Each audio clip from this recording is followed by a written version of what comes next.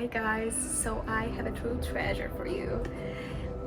This is Laurelle, and she's going to tell you a little bit about her business. Hi, this is the Faerie Den. I sell crystals here, but I also offer classes and healing therapies where I do crystal healing, energy healing, sound healing, and essential oil work. So the shop actually came out of the healing business because my friends and my clients kept asking me for my crystals. So how many years ago did you start your healing journey? Did it start with you? Did someone else came into your life and started to teach you about it? How did it happen? Well, in a way, I've always been on this journey. I've always cared about health and wellness, and I guess it was 2008 when I really certified to do crystal healing and essential oil therapies, and I worked on energy healing before and after that, and other modalities. I've always sort of been into the spiritual arts and studied them and looked into them. I've had people asking me about spirituality and these types of things since I was a teenager, so it was always sort of there, but I really dived in about in 2008 into this fuller thing, and the shop came in 2009. Do you have your favorite? I have to ask this question. Do you have your favorite crystal? I do and I don't, because I love them all, but I was initially really most drawn to amethysts. Amethysts are a natural sedative for the mind, and I think a lot, and I'm very busy, and I really needed this to just deal with stress and anxiety and help to come into center. But you know, I mean, the stone, my favorite stone sort of changes depending on the year. Like in the beginning, I was really into vanadinites, and it took me a full year of journeying with these beautiful red beauties before I was ready to kind of almost move on to something else. But you know, it's a never-ending process, always evolving, always shifting, because the stones really come in depending on what you need at the time, and that can change day to day or month to month or year to year or decade to decade. So I will work with different stones probably, I don't know, I probably work with 30 different stones every month, you know, just it depends on what's going on. And each time I have a new message, like from each different stone gives me a new message that is the next step that I need to know. This is great. Now I can't stop looking because I always feel very drawn to amethyst. Because it's also, I'm an Aquarius, so that's how. Oh, and it's Aquarius stone. Yeah, that's how it started for me. But the energy of this stone is always just, I love it. I love it so much. Well, and I have so many. These are all amethyst here, and then amethyst here and here. There's a whole shelf of them over there. You know, they're like interspersed. I have other ones over there. So lots and lots of amethyst, because a lot of people are drawn to amethyst and rose quartz and clear quartz the most. Usually people go towards one of those. And I think that's because all of the quartzes are piezoelectric, which means with pressure, they create an electrical pulse. So just holding the stone will energize you. And just when you see the stone, you're drawn to it energetically. So they're great stones to work with because of that. And it doesn't matter, you know, which one you're drawn to. Rose quartz is very much about self-love and acceptance, letting fear fall away really subtly, and just coming into our heart so that we're receiving love not only from others but from ourselves. That's lovely. I heard a lot of talk about the Selenite? Yes, everybody's talking about it now. Would you tell us more about it? Oh yeah, selenite's one of my favorites. I call it the light worker's tool. You can see this kind of selenite has many long, thin, striated crystals all bound together. So it's many, many crystals working together as one. You can also see it looks a little bit lunar. It's named after the moon goddess Selene, and that reflective quality is part of its magic. It's very cleansing and clearing. It helps us to align and connect to guides and angels, angelic realms. It's very protective at the same time, and it can energetic holes in our aura, or even helps with back pain using the alignment, or like even bones, helping to suture bones together that are broken, or tendons that are needing repair. So there's a lot of uses for selenite, but many light workers are really drawn to it because it has that protective quality that's very aligned to the light frequencies. Do you have your favorite protective stone? That would be this. It's one of my favorite stones to meditate with. This is a shorter piece, but I think it's really a beautiful piece.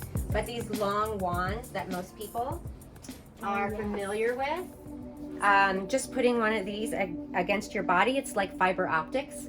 You know, it's very energetic. You really feel that energy going right along your midline and connecting you both above and below. So you're centered and grounded and connected, and then it helps you to expand. Mm-hmm. So it's one of my favorite tools.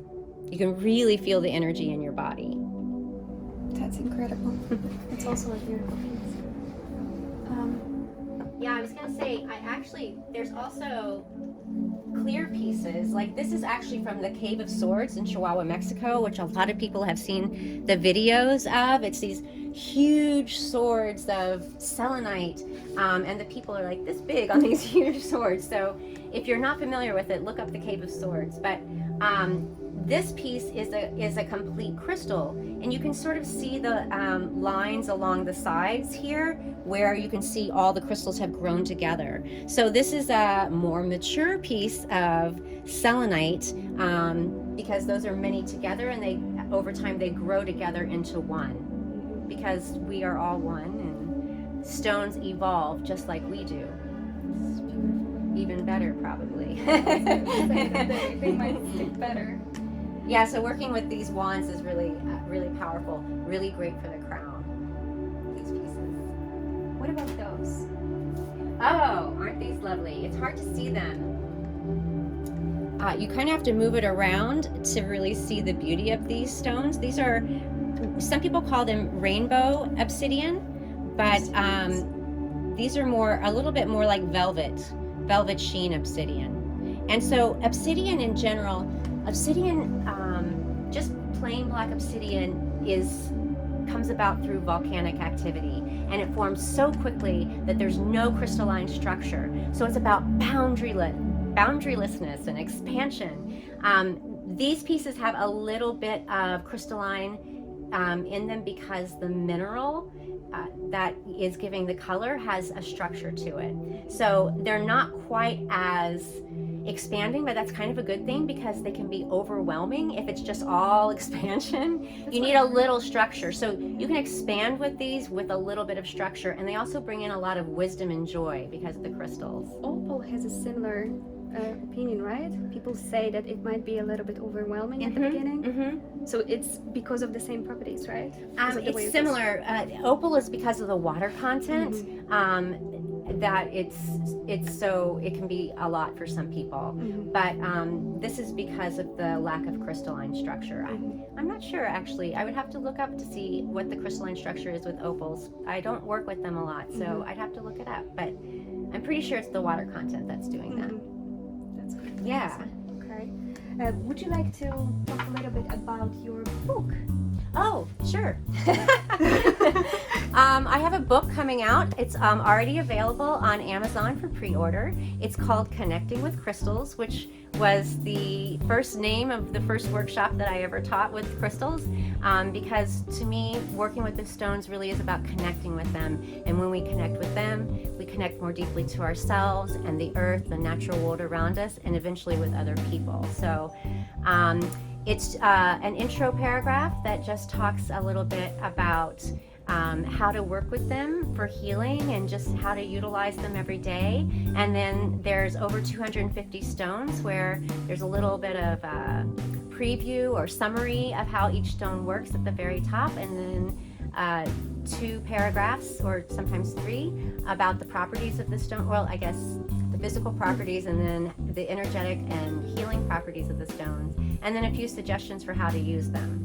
So it's coming out January 5th. And it's through a major publisher, so it's going out in bookstores. So if you have a bookstore and you're looking for a new, fun, interesting crystal book, it's called Connecting with Crystals by Laurelle Rethke, and it's through Macmillan. Definitely check it out. I get so many questions from all people from all backgrounds and ages about crystals, and I believe that from someone who knows so much about it and is so passionate about it, just check it out. I think that this book might answer all our questions. I will definitely use it. I'm excited. I'm excited to use it too. I'm like, oh, because I did all this research as well as intuiting and channeling some information, and so I know it has everything that I want to know, and so I'm excited to be able to use it as a reference guide too, because I can't remember everything all the time. I keep forgetting all the important information, so this is great to have just this reference point to come back to. Well, and also, it doesn't really, we don't need to know the name of a stone or how it works in order to work with it and get its benefits.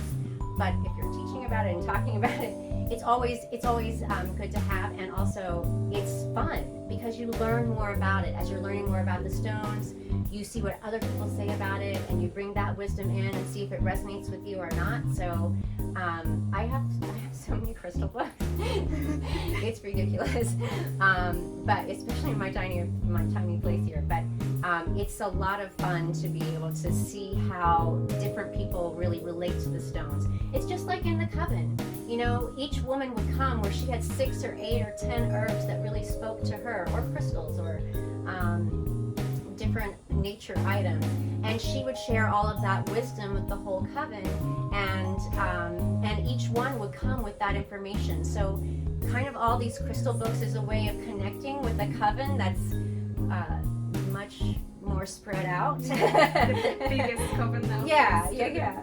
Yes, this is exactly what I'm trying to talk about too, and people know it.